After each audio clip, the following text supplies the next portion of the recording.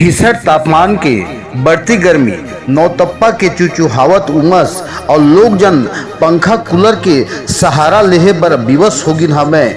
जहां इंसान तो इंसान बेजुबान जानवर घलो ये भीषण नौतप्पा के कहर में झुलसत है। जहां आज 30 तारीख के दिन में गर्मी के तापमान हर बिहना बेरा ले अज्ञावत रही से।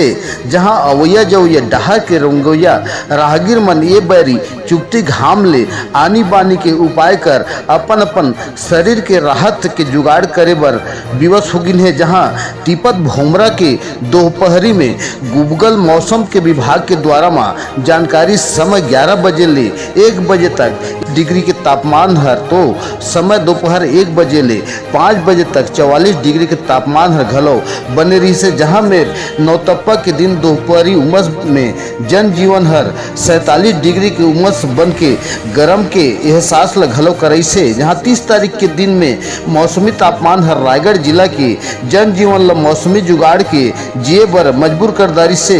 जहां घर द्वारी के जनमानस मन नींबू पानी, शरबत, गन्ना जूस, आम जूस, फल फ्रूट, पौष्टिक आहार के दिनचर्या ला लेके जीन है।